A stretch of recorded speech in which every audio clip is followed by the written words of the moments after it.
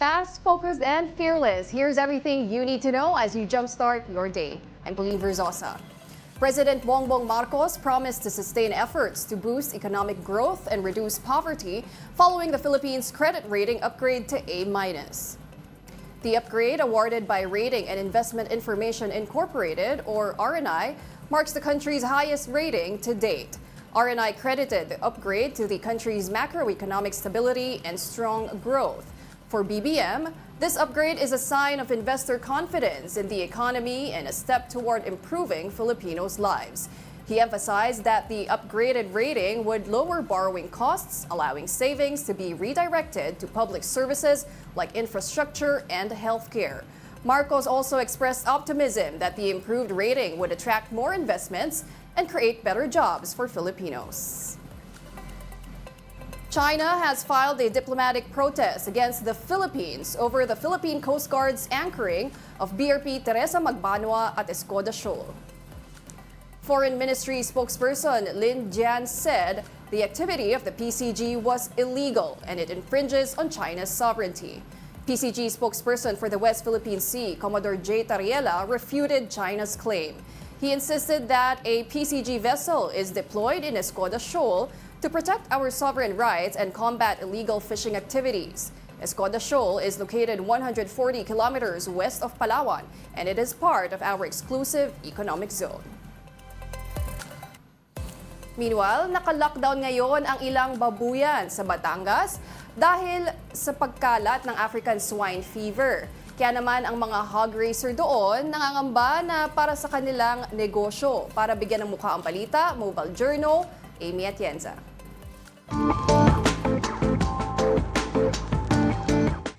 Maraming alagang baboy sa Batangas ang tinamaan ng nakahahawa at nakamamatay na African swine fever. Kaya ang mga nag-aalaga at nagnenegosyo ng baboy sa probinsya, umaaray na sa pagkalugi. Naka-lockdown na ang ilang babuyan sa Rosario at San Jose, Batangas. Hinigpitan ang pagpapasok sa mga ito dahil sa pagkalat ng African swine fever sa Batangas. Ito rin ang dahilan kaya nagdeklara na ng state of calamity sa probinsya noong August 7. Isa sa mga naapektuhan, ang hog raiser na si Samuel Noses. Bumaba kasi ang farm gate price nila sa mga baboy. Ay, malaki. Malaki binaban ng baboy.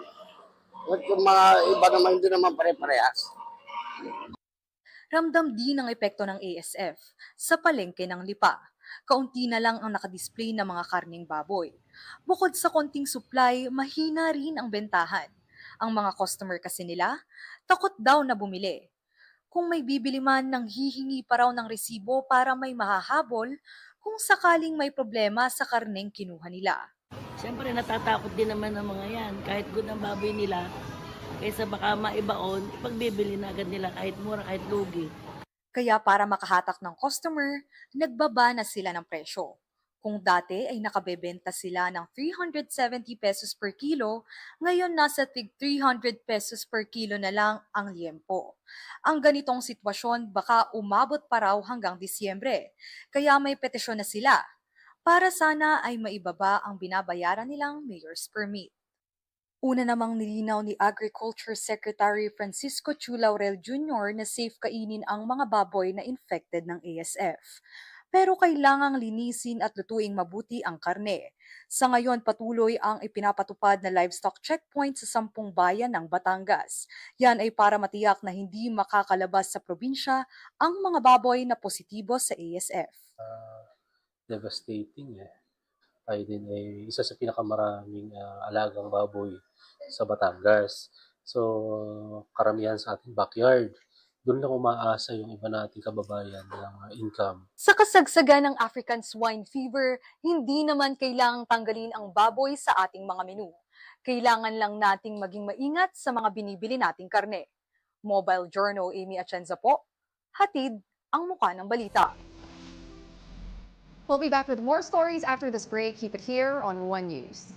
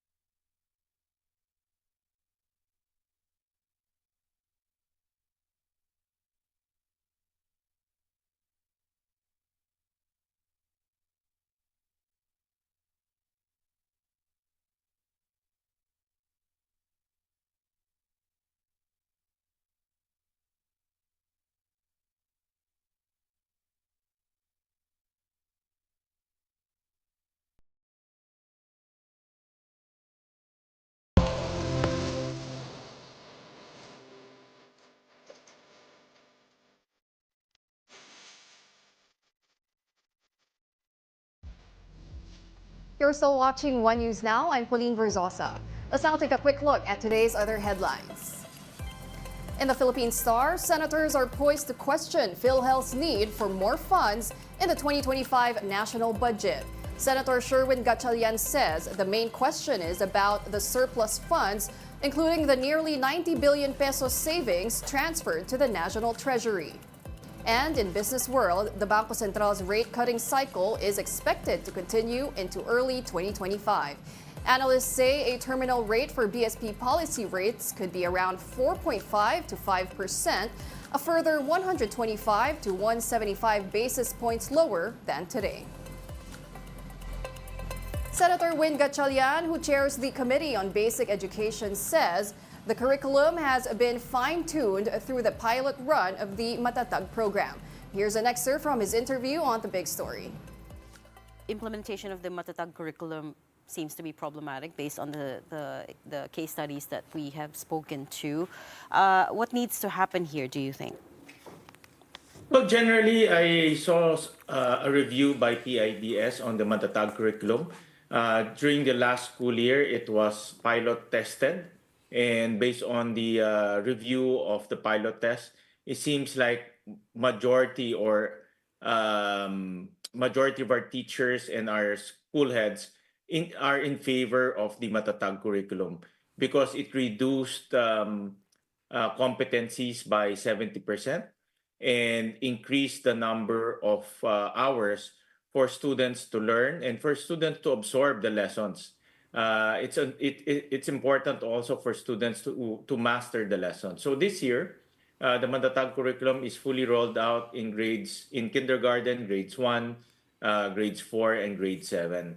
And based on the department order and also from feedback from the implementers, our teachers and our principals, there seems to be the Matatag curriculum seems to have a lot of subjects being taught every day. I'll give you a case in point like GMRC. GMRC is now a law and it's mandated to be part of the lessons. However, it's being taught every day. And we actually urge the Department of Education to take a look whether GMRC can be taught maybe in lesser days, let's say 3 times a day. And the other lessons like Aralin Panlipunan can be taught in lesser days instead of every day. Okay, so in short, what's Senator... important is more time for students to learn and more time for teachers to teach and for students to master the lessons. Okay, so in short, what you're trying to say, and based on what you've heard and all the feedback, as well as the studies and the pilot test, sa madaling salita, kailangan pang i-further refine yung Matatag curriculum. I think the pilot test, the pilot test during this last school year enabled DepEd to fine-tune the Matatag curriculum because it's fully rolled out in 4 grade levels. However, still based on feedback, still based on the department order that was released recently, there seems to be room for adjustment, especially on subjects.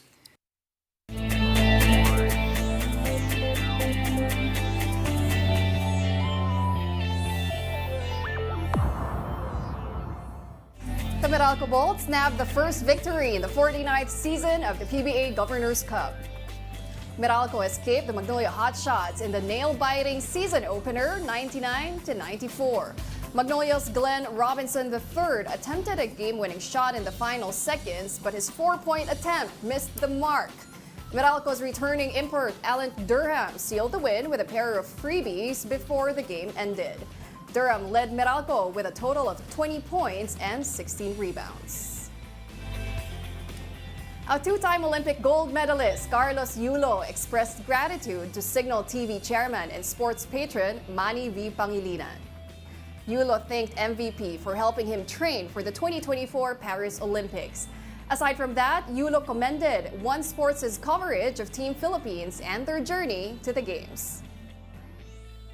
MVP, maraming salamat po, grabe yung suporta niya. Siya yung tumulong sa akin makapunta ng Japan din po. And nakapagtayo po ng gym sa Intramuros. And syempre sa One Sport and sa Signal po na in-air po yung mga training camps namin, yung insight ng trainings and commentating sa mga laro po namin and maipakita sa buong mundo po na yung mga atletang Pilipino. Meanwhile, Signal TV President and CEO Jane Jimenez Basas expressed pride in broadcasting the Paris Olympics to Filipinos. Basas said they will continue to foster a sense of national pride through sports. Signal TV was the official broadcaster of the Paris Olympics. And those are the top stories of the hour. Join us later at 9 a.m. as we continue to monitor the day's biggest stories. I'm Pauline Verzosa. We are One News.